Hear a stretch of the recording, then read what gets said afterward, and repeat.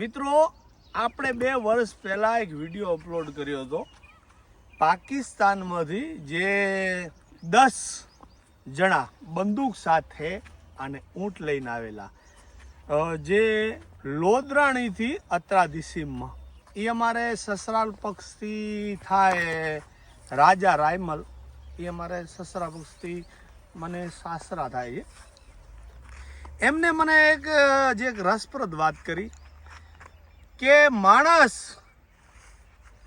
ગમે એટલો બગડી જાય પણ જે અમુક જે સંસ્કારો છે ને એ તો રહે.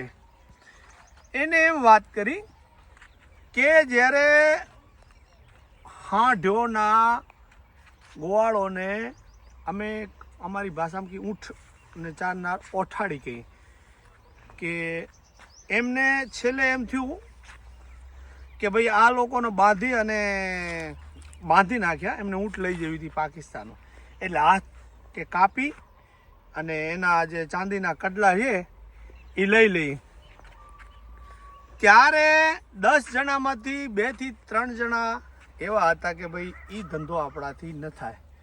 લૂંટફાટની પણ કોઈ હદ હોય છે. એ વાત કરતા એમ બોલ્યા કે 99% દરબાર ના પાડનાર વ્યક્તિ 10માંથી જે 2-3 જણા હતા અને 99% રબારી.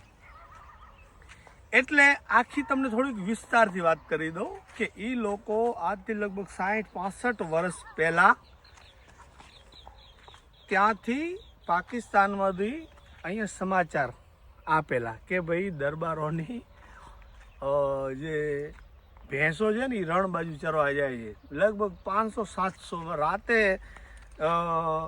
જતા ચારવા. એટલે એ ટાઈમમાં તો રેઢો જ માલ ચરતો. એટલે એમને ઉભા રહો આ બાજુથી વાત કરું. એને ગણતરી એવી હતી ટાઈમે કે હાલો એટલે રાતે જે ભેંસો ચરવા જાય રણની કાંધીમાં એટલે રણની કાંધીમાં રેઢો જ હોય બધા. એટલે એને એમ કે આપણે 50 ભેહું અમે અમારી ભાષામાં કહીએ કે ડોબા એટલે રણ પાર કરી જવાની લોકોને ગણતરી હતી. પણ સમા સંજોગે જે રણની કાંધીને બદલે ઉલટી દિશામાં ગયા એટલે ભેંસો મળી નહીં. એટલે 2-3 દિવસ એ ડુંગરાઓમાં પડ્યા રહ્યા. ખાવાનું બાવાનું ખૂટ્યું ને એ ટાઈમે ઓલા હાંઢોવાળા મળ્યા જે આપણું લોધરાણી જે છે એની પશ્ચિમ દિશામાં વગડાની ડુંગરની અંદર ઘાટી જાડી અને વોકરો પડતો હતો જેને બહુ ખતરનાક જગ્યાએ એમ કોઈ માણસને હાથ ના આવે એ જગ્યાએ ઊંટોવાળા અને આ બારોટિયા બધા ભેગા થયા. ઓલાને એમ કે અમને નથી જોતા, ઓને એમ કે અમને નથી જોતા. વાસ્તવમાં બેની નજર એક થયેલી. એટલે ત્યાં પછી મામલો ક્યાં બગડ્યો આખી વાતને. આ લોકો ભેહું લેવા આવ્યા હતા પણ ઊંટ લેવાનું કેમ થયું? કેમ કે એ ટાઈમે આપણે રબારીને અમારે કોઈ એવો તહેવાર હોય 14 આઠમ નોમ તો એ પછી બીજા વરણને દૂધ નથી આપતા. એટલે દૂધ ના આપ્યું, દૂધની માંગણી કરી.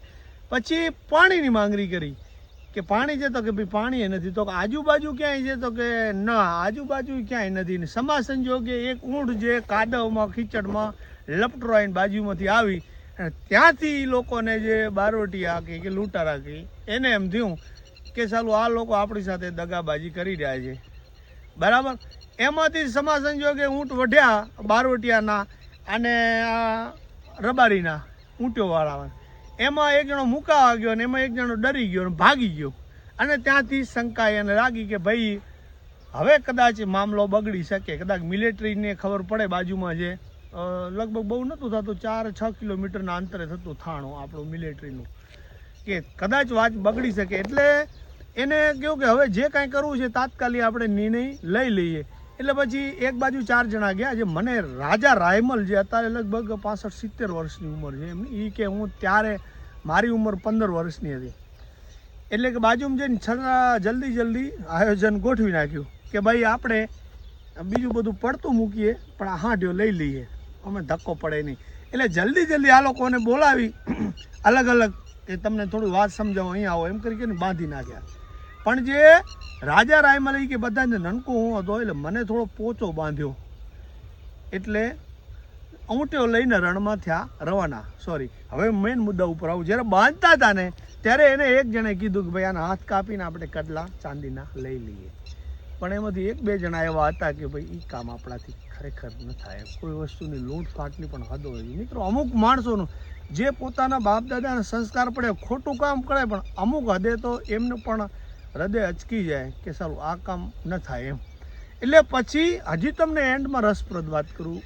એ મિલિટરી હતી. વિચાર કરો, સારું મિલિટરી 7-8 જણા હતા. એટલે એ લોકોને ખબર જ હોય કે બોર્ડર ઉપર કેટલા અહીંયા હશે જણા, કેટલી બધી ખાતરી રાખીને એ ધાડ પાડવા આવ્યા વ્યક્તિઓ. એટલે એમાં સફળ થયા.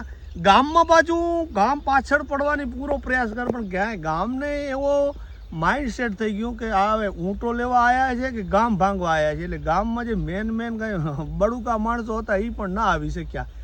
અને મિલિટરીને ખબર પડી કે જ્યારે 1-2 કિલોમીટર રણની અંદર આ ઊંટો લઈ જતા હતા. એ ટાઈમે વરસાદ થયેલો એટલે ઊંટો લપસી જતી હતી. અને મિલિટરીને પણ બહુ ફાવટ નથી પડતી. એમની પાસે ઊંટ હતા અને એમાં એક ઊંટ ઉપર બારોટીઓ ફાયરિંગ કરી મારી નાખેલી, જે બહુ પાછી બળકરતી વિયાયેલી હાંડ હોય. એટલે અને આ બધું ચિત્ર જ્યારે જોયું, પાછળ માણસો 50-50 હોય કે વધારે ઓછા હોય, ત્યારે એમને થયું કે સાલું આ લોકોને માર્યા સિવાય તો ઊંટ આપણા ઊંટો આપે નહીં, અને કદાચ મારવા સુધી જઈએ તો આપણા ઉપર પણ ફાયરિંગ કરી દે. એટલે પછી ઊંટો લઈ ગયા અને એક વ્યક્તિ પાછો ત્યાં ગયો. ત્યાં જ્યારે ઊંટ લેવા ગયો ને પાકિસ્તાનમાં, અહીંથી જો એનો કોઈ મેન માલિક હશે એ વધારે જેની ઊંટો હોય, એટલે ત્યાં ફરિયાદ કરી પાકિસ્તાનમાં જઈને.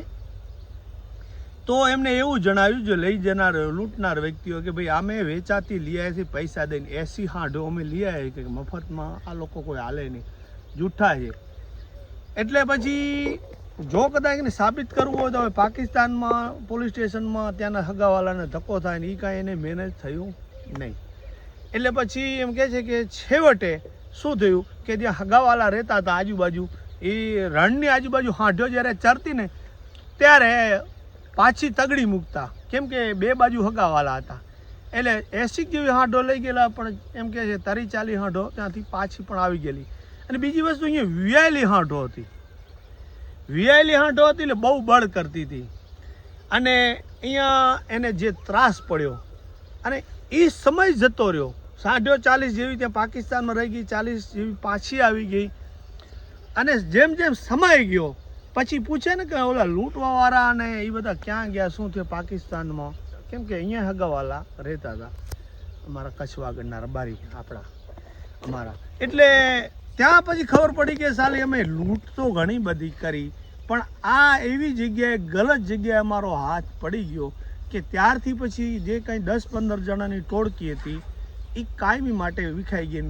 એમ પણ જાણવા મળ્યું કે ટોળકી પાછળ એ ટાઈમે એનાથી પણ મોટા મોટા માણસોનો જે રાજકારણી કહી શકીએ એવા મોટા માથાનો પણ અહીંયાની પાછળ હાથ હતો. એટલે પછી એની ટોળકી વિખાઈ ગઈ. એટલે લગભગ 60 વર્ષની આડેગાળાની આવી વાત છે.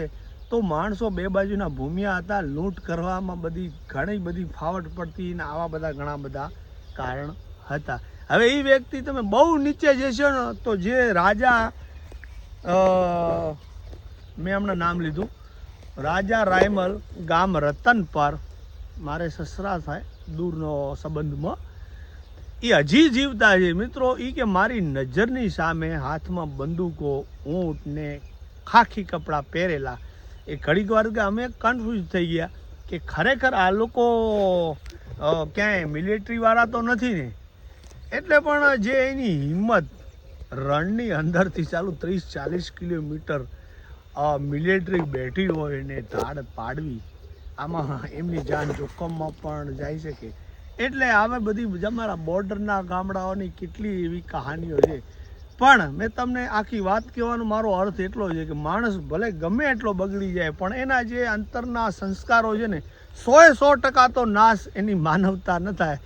એટલે ક્યાં ને ક્યાં એમનો હાથ જે છોકરાને બાંધવામાં ઢીલો પડી ગયેલો છે, રાયમલ રાજા કહું છું, એ પછી છૂટી ગયો અને બધાને છોડી નાખેલા અને ગામમાં ધાડ દીધી કે ભાઈ આ લૂંટારા આવ્યા છે અને લઈ ગયા.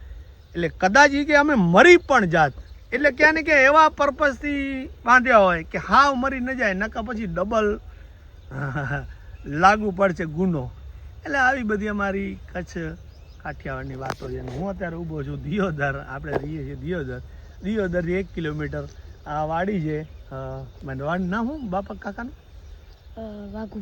હા, વાઘુભાઈ રબારીનું વાડી છે. અને આવી રીતે વિડીયો શૂટ કરી જાય. અને તમને કેટલું સારું લાગ્યું જરૂરથી બતાવજો. જય હિન્દ.